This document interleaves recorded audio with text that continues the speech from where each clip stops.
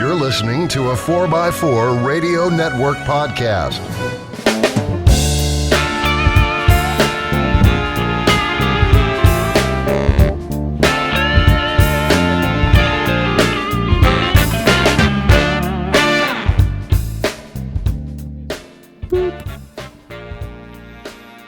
Hi, Jeepers. Forget it.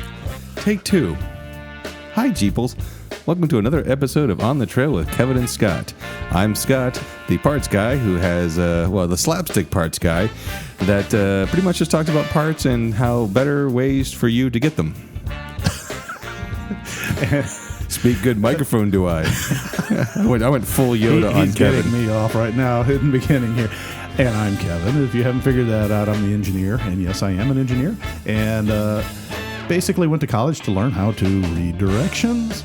And I actually do follow them. And I went to college to learn to speak on a microphone. And you actually do that better than I do. Paid the teacher off on that day. Moving on. And remember, while we will share what worked for us, and as well as didn't, see show number 72. Yes. So, Whoopsie.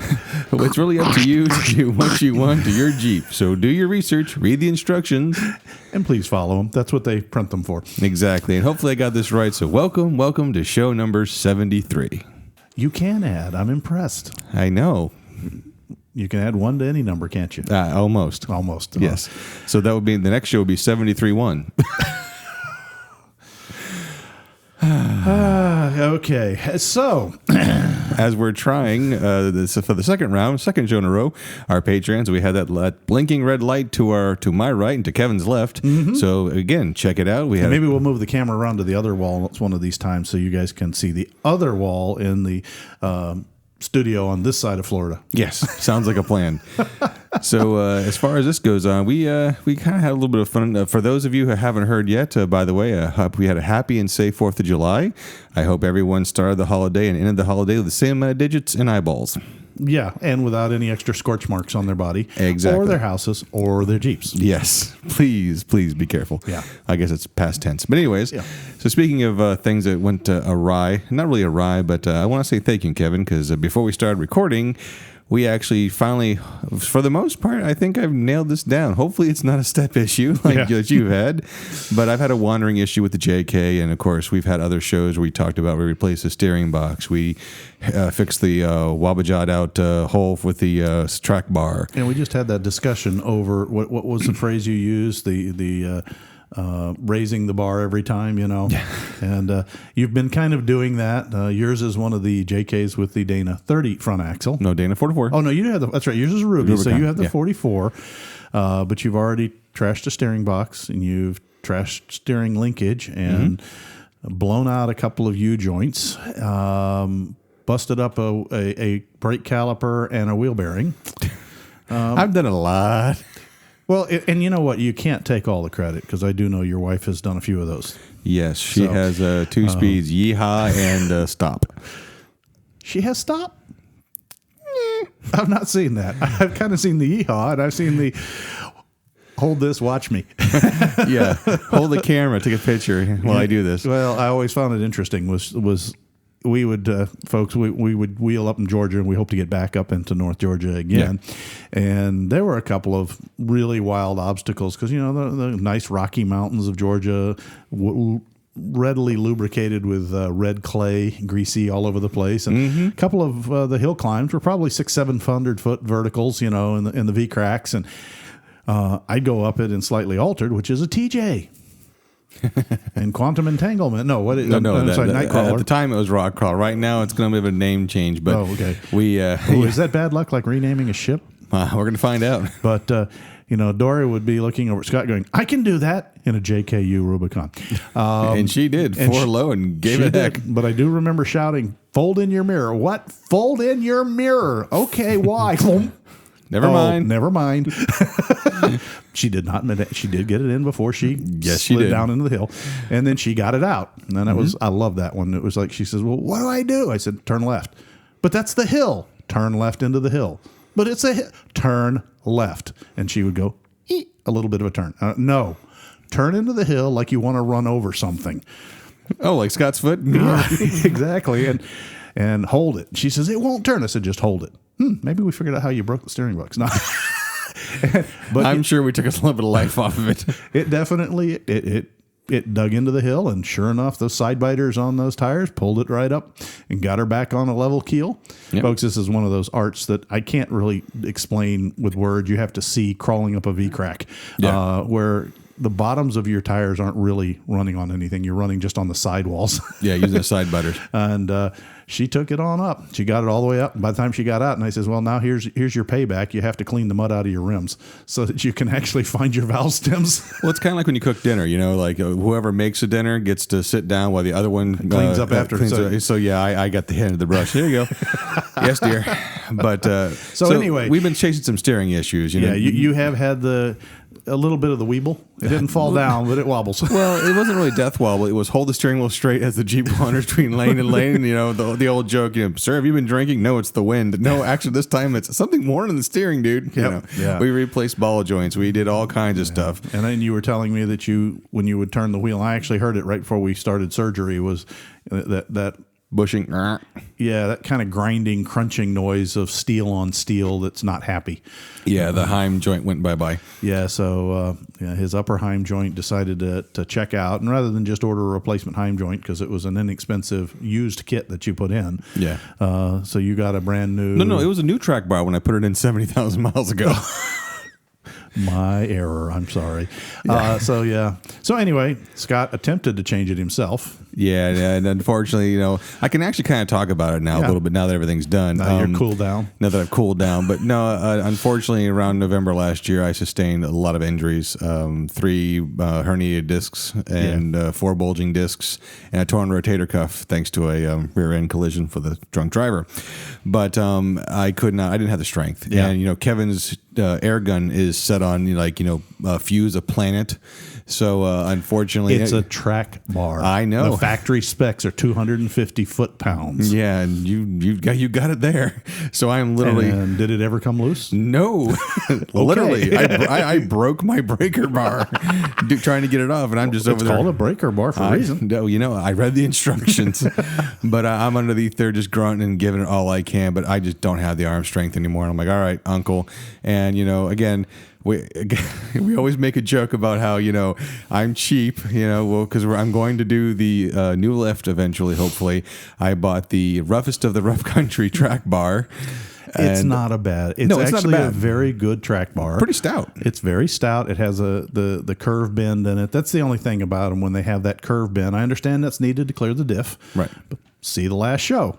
It's just a built-in weak spot. Yeah. However, I know the way you guys wheel, and I don't really think it's going to be a big problem. No. But it's actually quite a bit stouter than the one you took out. Oh yeah. So we took off the old track bar in a biopsy, and of course not only was the Heim joint dead, we also found a really nice split in the other side. Yeah.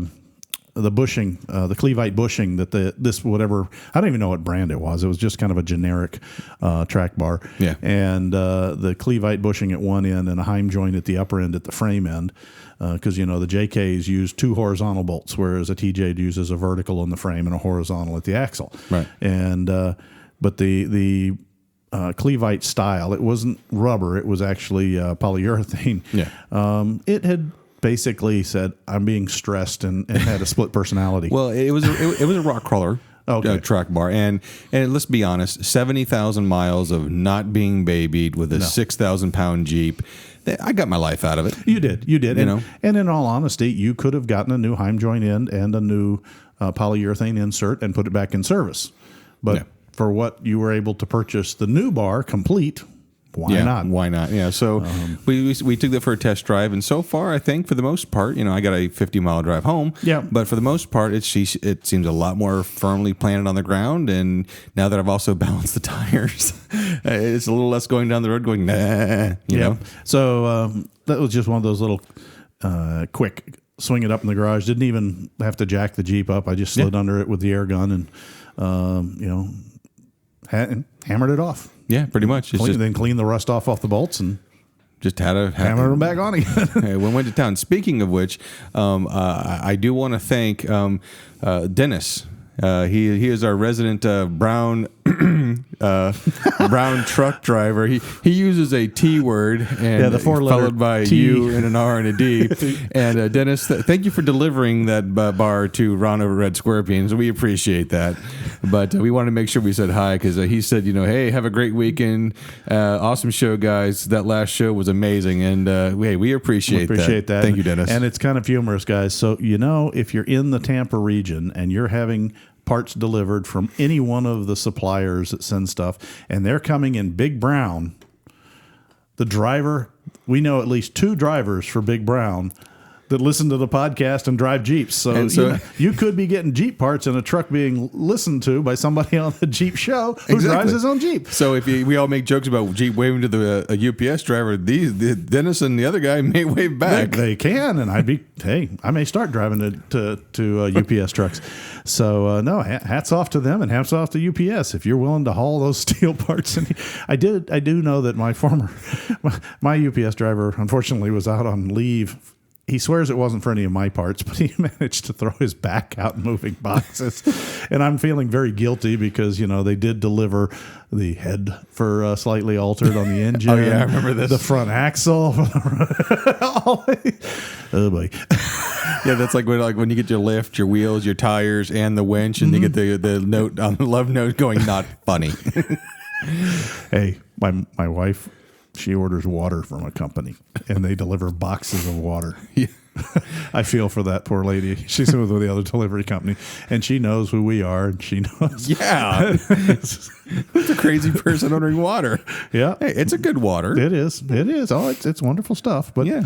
Anywho. Well, speaking of getting stuff delivered, I want to take a few minutes out to give a huge thank you and shout out to Tom and Dan at the A Mediocre Time with Tom and Dan podcast. They sent us a little care package of stickers. So that's kind of cool. I have to give them a shout out for that. They even it's our first official mail that said OTT podcast, Ben Axel Media. And I'm like, hey, this is cool. We're official now. So I just want to say a big thank you to those guys. If you do check them out, just remember they are not safe for little ears. No, they're not. They're an adult entertainment group. Yeah, not adult like X-rated, but naughty words. Yeah, like George Carlin's 7 words you can't say on TV. They say all 8. So make up a few of their own, don't they? They even pantomime ones you can't say. But again, thank you guys. We really appreciate that. Yeah, we do. You're talking about little teasers. Just I'm gonna throw a teaser out, even though it's technically the middle of July. It's still several months off. I think we can safely tease this a little bit. We can tease it a little bit, folks. Is that towards the end of this year, there'll be a new announcement coming out from the podcast. No, we're not going away. No, we're not changing format. No, we haven't been bought out by a huge multi-billion-dollar conglomerate. But we're not open to it. Or we're not unopen to it. But we've had some great news for later this year that we think will be great news for you guys and girls and anybody in the general vicinity. Anybody in the aftermarket society. Why don't you just give it away? No, I got to tease a little bit now. So anyhow, we will let that go for the moment. But I think you'll enjoy the results of this. We're excited. I will tell you that's going to take a chunk out of the budget, but hey, that's okay. That's what it's there for, That's okay. It's only Jeep parts I would be buying. But that's true. That's true. I'll keep buying the cheap ones. It's okay. And also, too, another heads up, Chrissy Johnson did finalize the Crawling for the Fallen, if you haven't seen. Oh, that's great. Yeah, they did secure the property. So I think July 16th opens the registration. We'll share the links with our social media so you can check it out. But if you want to check it out, it's offroadunited.com or Crawling for the Fallen. If you Google either one of those, it'll come up. Or Facebook it. And Chrissy puts on a fantastic ride and show every single year. And, of course, it goes to support the families of fallen first responders. Awesome charity. Great event run by a great person. So, if you're anywhere in the Central Florida region, anytime, when does it actually? The same weekend we just teased. Okay, so it's in November. Yeah, November 8th. So that's fine. You may want to come on down and set up and get your entrance fee and come down and play in the sand of Florida. And, particularly if you're a little further away and can make the trip, you can get down into the warmth and of Florida, because it'll just be starting to get pretty cold and snowy up in the north. Well, and that's in November time. So you're done. We're done with the face melting hot, and then it's just hot. We hope. But and also too, good news also, Buddy and the folks over at TJR checked out some prospective properties. So in case everybody wants to know, basically this is just a heads up. Like last time, it was kind of doom and gloom for both things. Yeah. Now there's some hope. There's some especially hope for Buddy. We could see it coming back. The Jeep Ranch. Absolutely, which will be really, really super, super cool. But anything in your neck of the woods that's happened with you, Kevin, recently? Or Well, I was going to give a shout out back to Patrick. Okay. He's up in the Northeast, and we talked quite a bit about a subject with Patrick for Patrick last show when we were talking about track bars. Alrighty. He listened to the show, and he went out and he kind of came in and in true OTT fashion, I've got to give the guy credit. He kind of was, I guess I did bend it. What he ended up doing, he said, was he didn't catch the fact that he was having trouble on his up travel of his suspension, and the suspension was going up far enough without being stopped by a bump stop that what did he say here? I guess that he didn't have him properly dialed in. Yeah, and his track bar. Let me see if I can find it here real quick. But anyway, it was contacting part of his frame and bending his bar from overhead rather than down below. And as soon as he looked at it, he found the witness marks. So, Patrick, I'm glad you found it. That's kind of the challenge. And he realized that his bump stops weren't set correctly. And so I think when we get to the garage segment, we'll probably take a few minutes and talk about different ways to set your bump stops up correctly. Yeah. So, because that's one of those things that, I'll be honest, Scott, I didn't find any references on that when I was new to Jeeping. Right. And other than what the manufacturer's instructions said, which were all, here, we give you these, put them here, and if you need to adjust them, either add or subtract. Well, how do you figure out how to adjust them? Well, and that's what we covered. We covered a couple of shows about bump stops, but I don't think we really dove too much into that. No, and we're going to go a little deeper into ways you can check your bump stops safely and figure out what you need to do to make it work. Yeah, well, that's coming up in the garage. But William Perry, I want to take a... Okay. Well, hold on.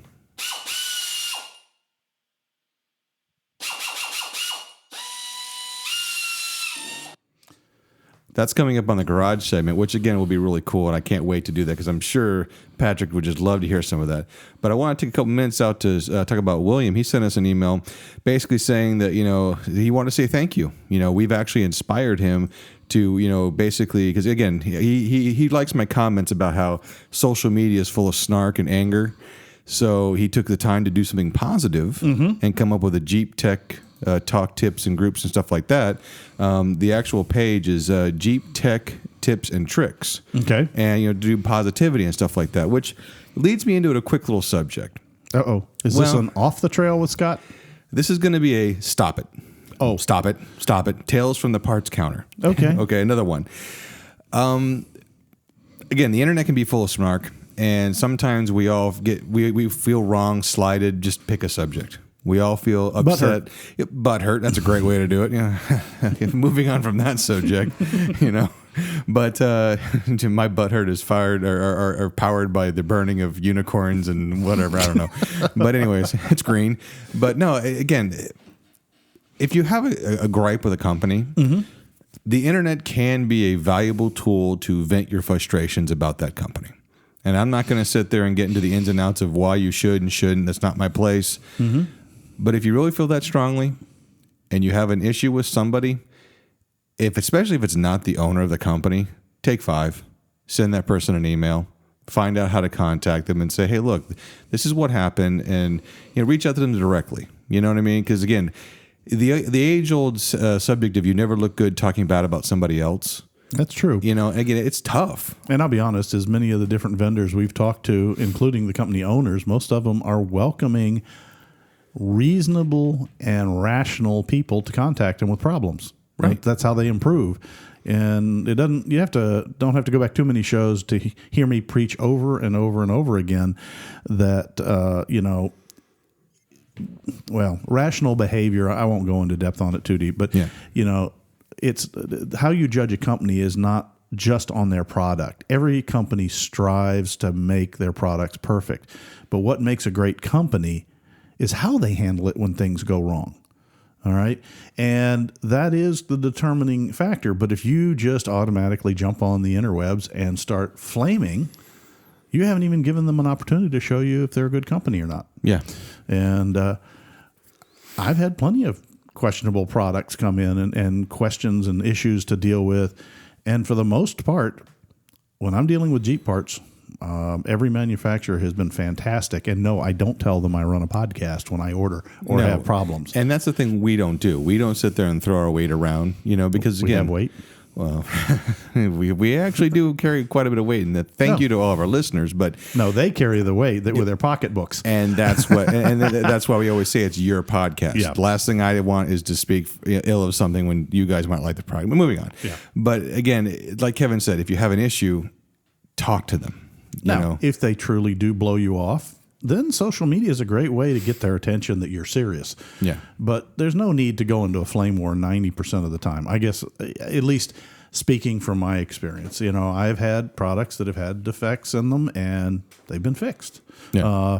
They've been replaced. They've taken care of me. And I really have nothing bad to say. I've never had or felt the need, is the way to put it, to go on a flame war because I got a product that was defective or broken. I just pick up the phone or the help email and say, hey, guys, I received this and it's busted. Yeah, and again, you catch more flies with honey than you do vinegar. Mm-hmm. And many times Kevin and I have been, just today where I work, I had a guest come in that, had some problems with the battery in the remote. And, between me and you, the punch bowl, those batteries cost me 0.5 cents. Mm-hmm. Okay? It literally cost me nothing for a key fob battery. And they said, look, I tried to do this. I just wasn't sure. Can you help me out? Approached me very calmly, very cool. And I had a couple minutes to share. And I said, okay, well, here's how you do it. And I showed them how to take it apart. I went ahead and put the battery in and showed them. They were appreciative. They said, thank you very much. I'm just having a bad day. And they apologized and said, here you go. Here's your key. And they go, well, how much show you? I said, have a nice day. This one's on me. Yeah. Because again, they were having a bad day. And as I left, I said, hey, just make sure you give us a good Google review. It was a self-serving act. But the idea is that even though they were having a bad day, they came across as, look, it's not your fault, but how can I fix this? Yeah. Well, and I'll share earlier this month, I was flying up to visit with a company up in Wisconsin. And that particular day that I flew, the weather was absolutely abysmal. There was heavy storms down here. There was heavy storms up there. And I'll be honest, what should have been about 4 to 5 hours of travel ended up being 9 to 10, and I really shouldn't have made it at all. I did not fly on any aircraft that I was scheduled to fly on. I did not take any shuttle buses I was scheduled to take a shuttle bus on, but I still made it to the location. Now, granted, I didn't make it till midnight, but it wasn't the bus driver's fault. It wasn't the person at the airline counter's fault. They don't schedule the airplanes. They don't call down the weather, Right. And by being nice to them and, being polite, but explaining that I was in need to get somewhere and that if I didn't make the flight, it wasn't worth me going and that I would have to turn around and just go hunt a flight home. Right. They helped me, and I got there. I actually got put on standby, made every connection that I needed to make. Like I said, not any of the flights I'd actually were on my tickets. Right. But I made it there, and I made it by midnight and was able to get up the next morning and do the visit that I needed to do and come home. And had I gone up there abusive, like some of the frustrated passengers in front of me who didn't make the said same flight. Yeah. So just remember that your attitude can be contagious, good or bad. And many times, again, put yourself in their shoes, depending on what you do.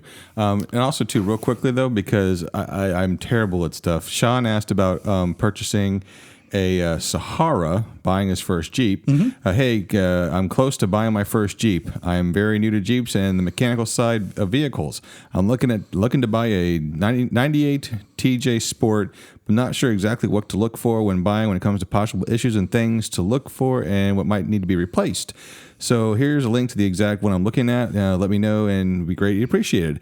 Well, pretty much we already covered it on another show, but basically what to look for frame rot, check the compression in the cylinders and make sure the Jeep looks in all around good condition. If you join a local Jeep group, post up there, hey, I want to look at this Jeep. Anybody want to come look at me with it? Yeah. Or come with me? No, you said it correctly. Look at it with me. It's fine. Thank you. And Sean, again, we did a pretty in-depth show, and if you go back to our website, you can go to the podcast list and scroll down and find it. It's one of the earlier ones. So you want to buy a Jeep. I think it's like show 8 or 9. I think it's something like that. So you want to buy a Jeep, and we go into great detail there, and I don't want to repeat myself all the way, but Scott's right. Probably the biggest thing in the TJ model is check for frame rust, and that just simply means bring yourself a piece of cardboard or a mat or a drop cloth or something if you don't or just wear old clothes. Right. Stick your head, get underneath it, look around, take your finger, poke the bottom of the frames, particularly where they curve up from the center section, kind of in the middle. And if they're solid, you're probably okay. But that's where mud and dust and dirt collect, and that's where the rust collects. And we talked about the show the other time about the cleaning it out and the little plugs. Some other things to take a look at. There can be body rot on TJs in a few places, but that's not always a reason to not buy. If you're handy with body work or willing to pay someone to do, they're flat panels, so they're relatively easy to fix. Yeah. Just ask Scott. He had to have the corner of quantum entanglement redone courtesy of a driver. Oh. Yeah. But it looks great, and it was a pretty straightforward repair. Yeah. The other thing is, people will say, "Oh, I see oil drip running on it. I don't want it." Well, I'm sorry. Particularly the straight sixes mark their spot. That's just a given. A rear main seal is not a reason to not buy a Jeep. If you might be able to knock some money off the price. You might be able to. I like to grab the front and then rear bumper and try and push and kind of shake the Jeep sideways from side to side.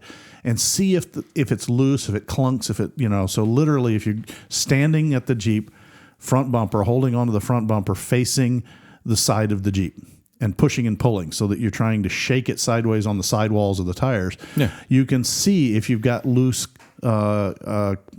linkages that are moving, and if you drive it and it shimmies and shakes. Again, those are things that are of concern that will need repair immediately, or replacement preferably, but may or may not be something that will stop you from buying it. Right. You may turn around being new to it and say, I don't want to start out with a Jeep with problems. And that's a very fair thought process. But the neat thing about Jeeps, the really, really cool thing is you can buy just about every single part to that Jeep from somebody. I was posting online. Somebody was upset. They had a TJ the doors had never been off of. I didn't know that was legal. Anyway, and they were just, and I'm taking the doors off for the first time, and the nut twisted the threaded end of the door pin off. And they're like, oh my God, what can I do? And everybody's like, we never put the nuts back on. Yeah. But the thing is that, everybody's telling him this, but you could tell that the individual was a little bit, but it's broken. And I get that. I get that absolutely. You don't want broken parts. Yeah. And I said, calm down. I don't put the nuts back on my door hinges either. However, if you just simply have to have them, Dorman makes replacement door hinge pins. They're $7.95 a pair. Yeah. With new nuts. And all you do is take a little drift punch and a hammer, tap one out, and if you leave the door closed, do this with the door closed, tap the pin out, tap the new pins in from the top, put your nut on, and you're fixed. Oh, gee, the nut's not painted, so get a little touch-up paint, a little duplicolor, and paint the top of the hinge pin to match your door. But that's the point is, the Jeep, when people say, well, what would make you not buy a Jeep? And it's, if it costs more than I'm willing to repair. Yeah. Because short of one that's, well, heck, I've seen guys even do rolling rust buckets and bring them back to life.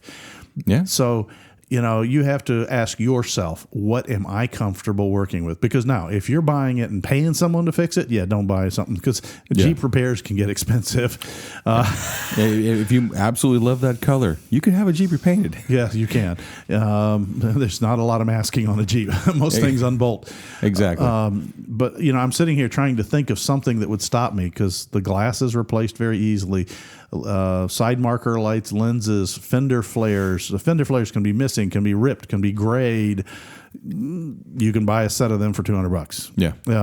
Or cheaper if you find one online. Yeah. The only thing is you learn how to use a pair of pliers and twist around with your hand above your nose, behind your ear, to grab the back of those little plastic clips that the screws lock into. Good point. Good point. But again, somebody else in the Jeep Club's probably done it and could show you how. Yeah. Food is a good motivator to have friends come over and help you work on your Jeep. But don't bring the beer out till after they're done. You know what I'm saying? That's why I said food. Food is a good motivator. So, I realize that's not a definitive answer, but here's the point is, again, it's really kind of... It goes back to our tagline. Well, and it also goes back to our original argument that started off one of our first shows. Mm-hmm. Build or buy? Stock or Rubicon? And it depends on what you're going to do. If you like it ready to go out of the box... Well, it's simple. You buy a built stock Rubicon, or you buy a built Rubicon for a stock price. Said the man who hunted and actually did find the Jeep Unicorn. For a sport price. Yeah, he bought a Rubicon LJ 6-speed air conditioning. Well, no, the air conditioner didn't work. That's one reason why it was cheaper. But we fixed it. Yeah. And so there's kind of the answer there is, what are you comfortable with? Well, perfect example. You just said it right there. I wanted that Jeep. Yeah. Okay. The guy didn't pass up a cigarette or a vape store he couldn't live without. Yeah. We did have to rip the entire airbox out and we replaced it. We replaced it. Yeah. The air conditioning didn't work. Mm-hmm. There were a lot of issues with that Jeep, small ones though. But to me, the sum of its parts is great. I'm going to say this wrong. How do you say it, Kevin? Because you're smart. The Jeep is greater than the sum of its parts. Thank you. That's what I was looking for. There's a little nagging things the to me hood still looks fix. like there was some sort of international clogging festival held on the hood. No, that's the hood that Grace Jones used to dance to the Watusi on in 6-inch heels. Same thing.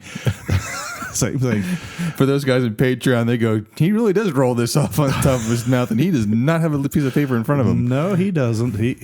I don't know where it's stored in the back of that little brain there. That's where the instructions get thrown away. Well, one of our listeners talked about how he totally gets a Toon Ted in our head reference, Well, now I've actually changed it now. It's the Benny Hill theme anytime I do something. When I was trying to do my spark plugs the other day, the Benny Hill theme just kept yakety sax.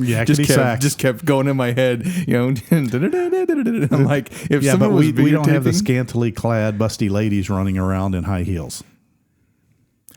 With the right editing skills, moving on.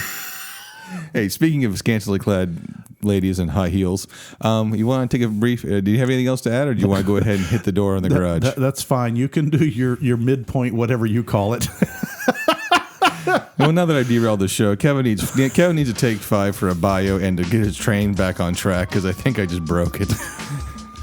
Nothing new there, folks. There you go. Well, you're right back after this quick message.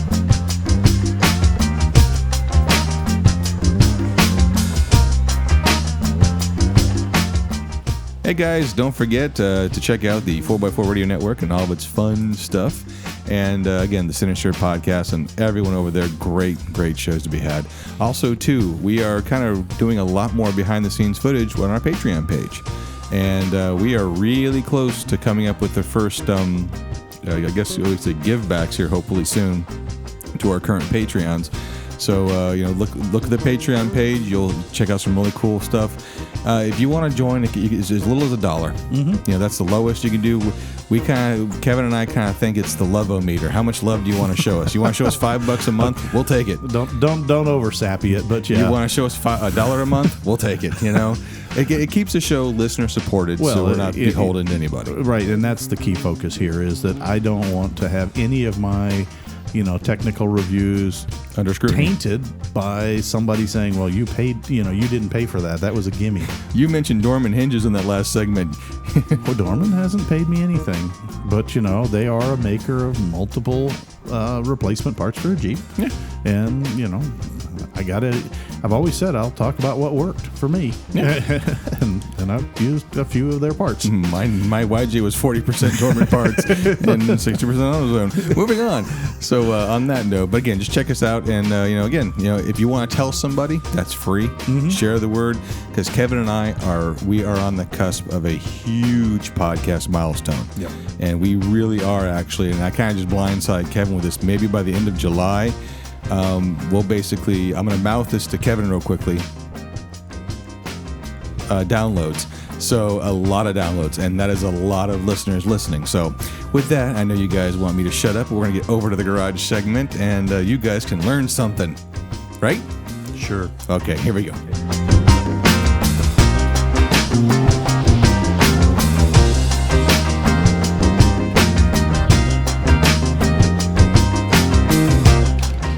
And the door is up, and here we are with Kevin to learn us something, and the infatuation and knowledge and the power that is one that watches Kevin do his Can somebody get the floor cleaner out here? Yeah, clean that up first. No, okay. Well, this was a family show. Hey, it just picked it up with a broom and a dustpan.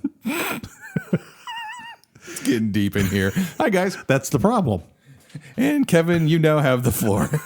Literally. I thought it was mine to start with. I'm not going to let him go, folks. I've got him like a fish on a hook line right now. He does, man. Hey, folks. Anyway, back to the subject that we were discussing earlier today. Mr. Patrick and Bunt Stops. Yes, and stopping the bump or bumping the stop. I think I just said Bunt Stops. I have Bunt kick in the mind? I think you've been taking too many pain meds for your shoulder. Moving on from that. So, anywho, bump stops. That is one of those little mystery spots. And I hear everything from, oh, yeah, I've got these 9-inch extended polyurethane monsters, to other guys go, no, I took them off and I don't even have the cups. I unbolted them and threw them away. And I'm going, okay, they have a purpose. And they're like, I don't need them. And then you're following on the trail and you hear this wonderful... Uh-oh. Foley work.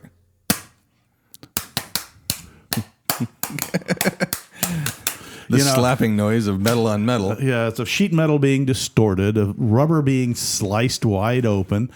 That lovely sound that you've ever heard. And this one's actually, I've suffered this myself.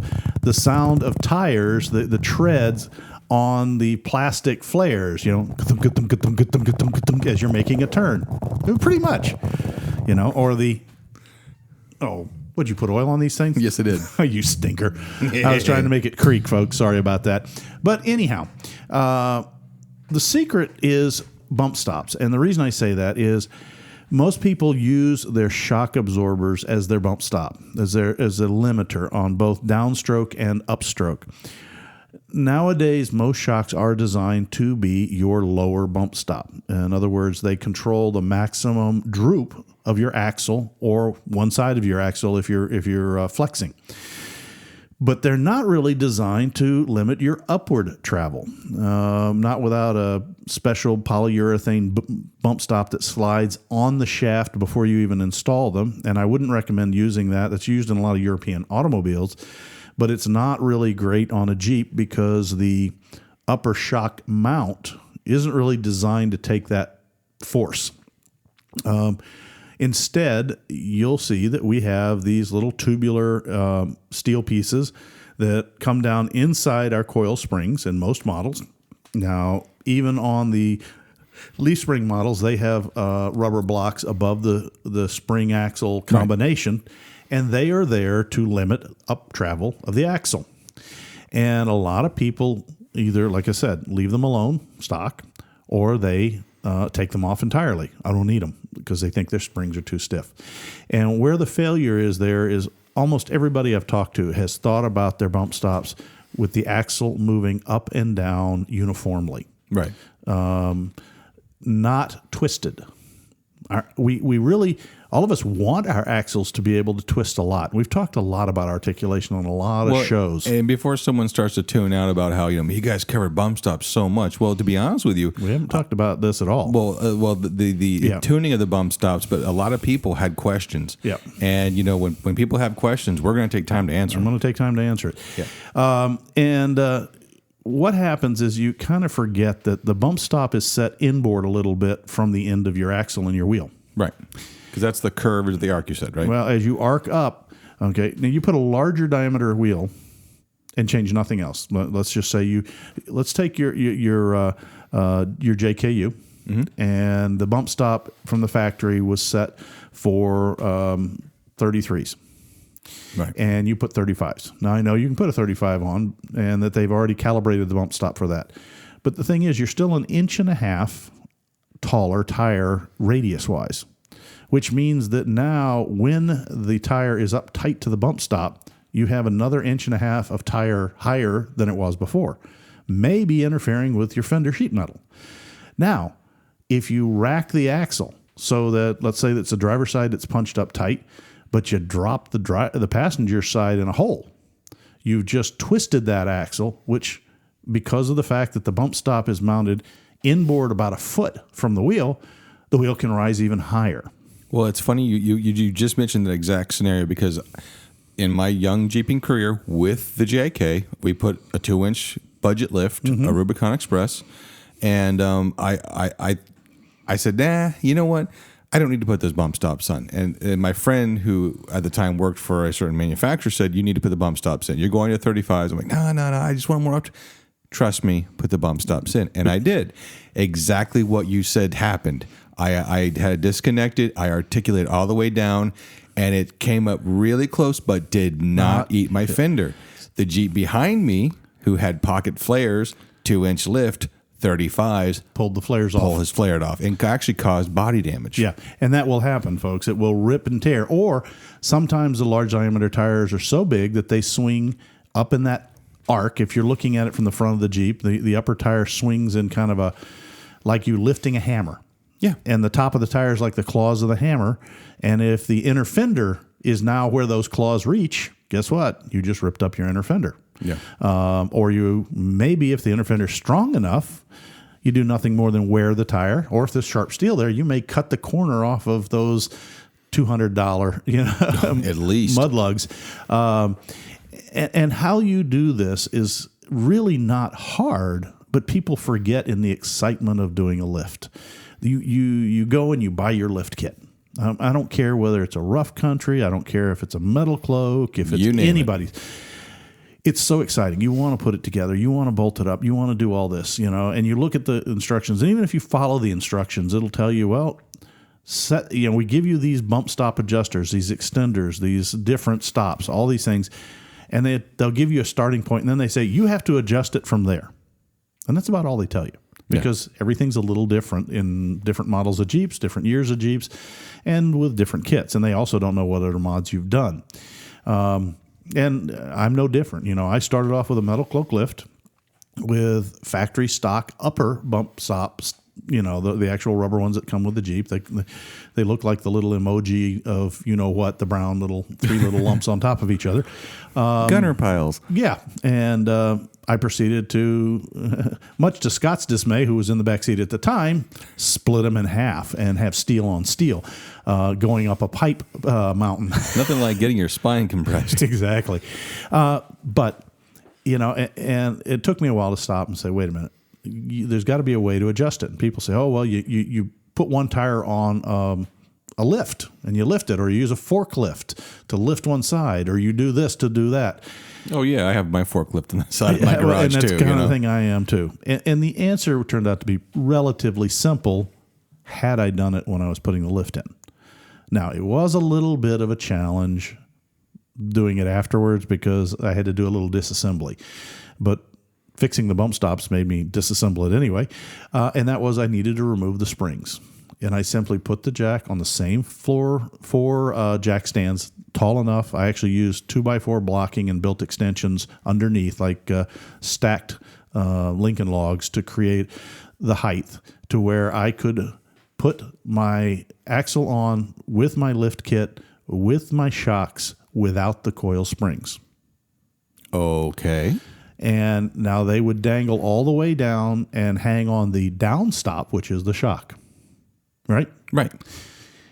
Then I could just simply put a floor jack under one side and start jacking up the other side. And it lifted and lifted and lifted and lifted and lifted with a tire on till it hit the bump stop. And then I could take my hand and spin the wheel. And my first thought was, hey, I got it right the first time. And then I turned the wheel while it was wedged, and it went. You had yourself a little bit of finger monster. Yes, I had to straighten. If any of you have a TJ, you know how there's a little turn down on the metal where the plastic mounts. Yeah. Mine was turned up. Fortunately, it's behind the plastic, and I think I remember that. Yeah. You had the little wave. I'm like, did I shut up? Okay. yeah, was that supposed to shut up? Okay. So I am sharing you what didn't work, and that was true friendship.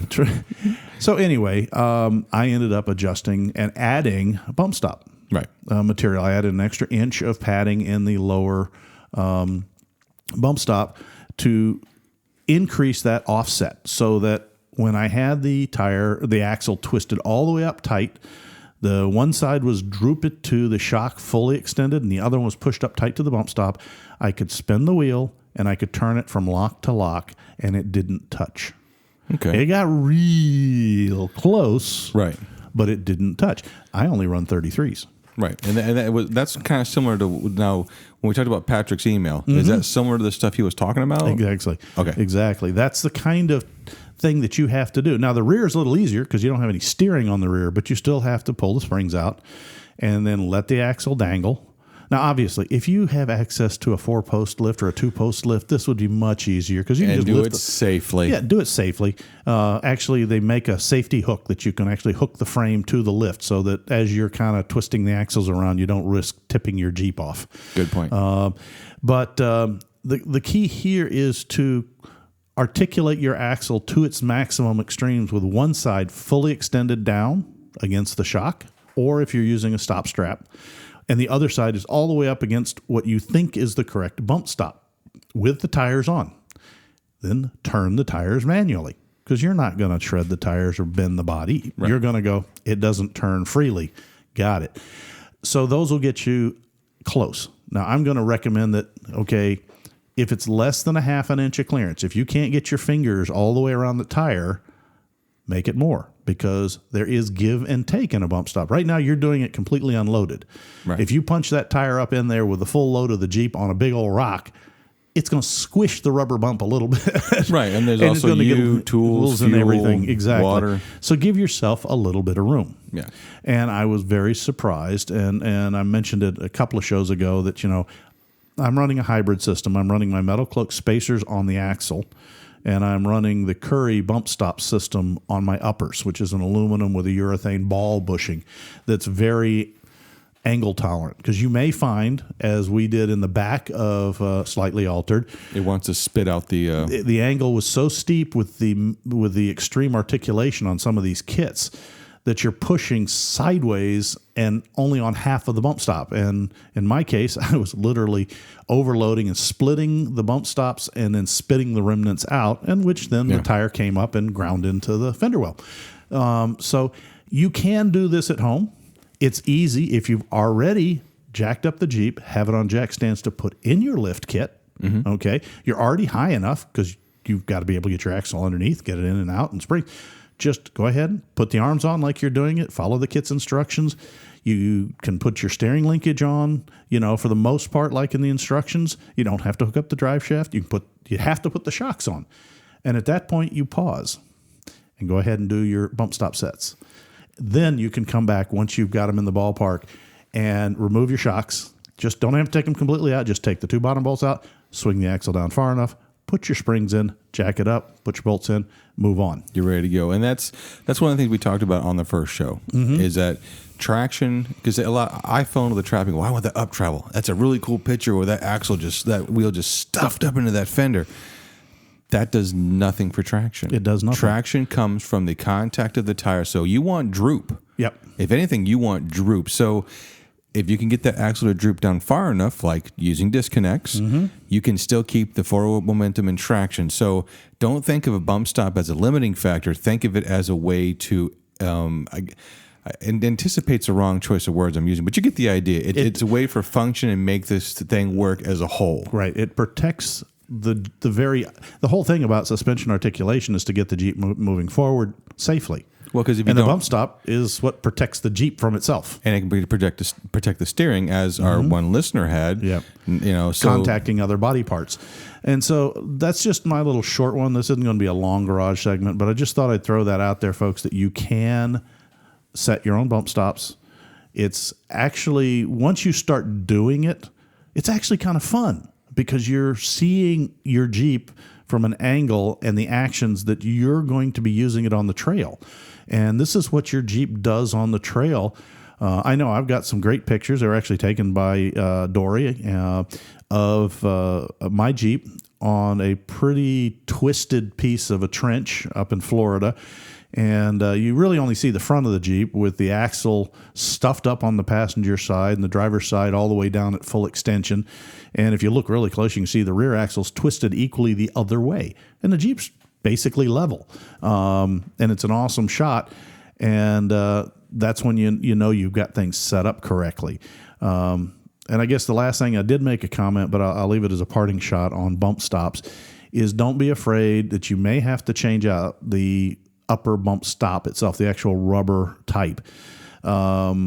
The factory bump stop is a little pile of rubber balls stacked on each other. They're molded as one piece, but they kind of remind me of an ice cream cone, an old classic dipped ice cream cone, the big lump in the bottom, middle, and a small one. And they are very linear. They expect the axle to come up and meet them straight. And with the stock suspension, it does that pretty much. It meets it dead center at the center of the spring perch. If you're working with a lift kit, particularly a high articulation lift kit, it's not going to meet straight. It's going to meet off center. It's going to meet at a weird angle. It's going to push sideways.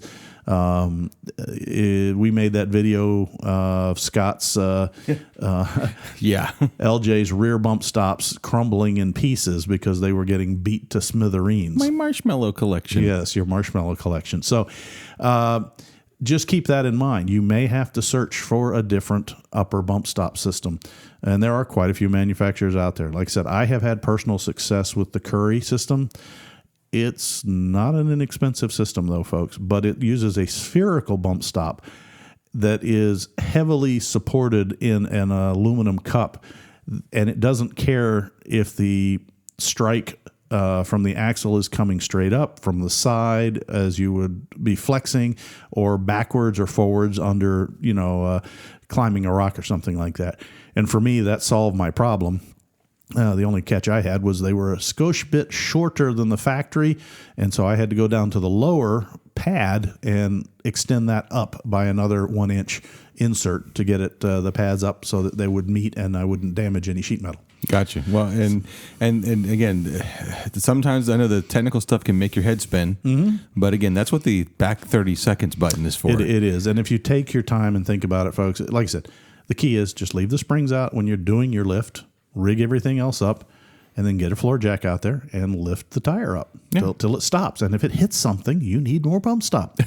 and we talk about the one person like Patrick with his email because Patrick same thing. Asks questions, and I thank you, Patrick, more than you know. And the rest of you out there, you got to have questions too, Well, let me go hit the garage door for a second. All right, while the garage door is coming down, I did want to take a few minutes because we were talking about Patrick. He's actually got a page called Wheel Northeast, Facebook page. He's the one that asked a lot of questions and had all that information, Team LJ. But he also talked about, safely and tread light. So give his Facebook page, if it'll let me, I'll go ahead and throw a link on there in the show notes. But again, it's just that listener feedback we strive on. Yeah, because that helps us. I don't have to think of a subject to talk about if you guys send me a question. Well, and again, it's like for the Patreons, we're trying to find ways to make our show better. And to do that, we need feedback from you guys, And what did you like? What did you didn't like? And we had the one gentleman talk about how, well, we might have come off one side on a certain subject with the wolves. Yep. We take any kind of criticism, but like we talked about in the show, this is a callback for you fellow radio people out there. Just like when you have an issue with a supplier or parts, don't be afraid to approach and say, hey, I didn't like that. Here's what I think. Or I disagree. Or you disagree. Bring it. How we learn is having different opinions. Mm-hmm. You know what I mean? And that's how we all grow. Yeah. And just understand, though, that if you come back to me with something that I think is dangerous for your life or other Jeepers, I'm going to let you know back. Yeah. So in all fairness, I come from a very strong safety culture. And I know there's a lot of guys in the Jeep world that throw caution to the wind when it comes to safety, and I'm not one of them. Yeah. I like to come home every night after wheeling. Yeah, so and I make jokes. I'm weird that way. Well, and I make all the jokes about zip ties, but when it comes to it, Kevin would not let me leave with something sketchily zip tied together. I would take the zip tie and zip tie his fuel line closed. No, he'll zip tie my hands shut and call Dorian. So you need to pick him up. He's doing it again. So anyhow. Anything else on your end? No, that's pretty much it. Again, I really appreciate everyone's feedback. Yep. But on that note, though, again, we hope you all had a safe and happy 4th of July. 4th of July. And, again, this year is speeding by. It is. But and don't forget, folks, in future shows, we'll throw a few more teasers out there about what's coming up in November. Mm-hmm. And, feel free to pop a note on the Facebook page or send us an email if you've got a guess. Yeah, and speaking of which, that email address is onthetrailpodcast@gmail.com. I keep forgetting to say that. People go, what's the email address, Scott? And then we've gotten Facebook messages saying, you keep forgetting it, so I'm just going here. How many segues do I have to give you to get you to say it? Exactly. I don't remember it. I have to go read it. And instead of the applause sign in the background for our Patreons, which we're hiding Easter eggs now, too, in the background. Hopefully you can see them. So, but again, that's one thing we want to do. Again, we really appreciate every one of you guys. So as far as that goes, I think we've run out of time. Yeah, I do believe so. And so, as we always say, enough time for talking. Let's lock hubs, put the Jeep in 4-low, and hit the trail. And thanks for spending time with us. And as always, wheel legal, tread lightly, and take nothing but pictures, memories, and your trash when you leave the trail. And be sure to check in on our next podcast of On the Trail with Kevin and Scott. Hopefully we hit that mystical milestone. And hopefully Scott can learn to speak English. Guys, it's 10 o'clock. My mind just went... Have a wonderful night. You too. Bye now. Bye. Proceeding has been provided for entertainment only. Proper service and repair procedures are vital to the safe, reliable operation of all motor vehicles, as well as personal safety of those performing those repairs. Standard safety procedures and precaution, including the use of safety goggles and proper tools and equipment, should be followed at all times to eliminate the possibility of personal injury or improper service which could damage the vehicle or compromise its safety. What he said. Thanks a lot for listening, guys. You guys have a great day. Bye.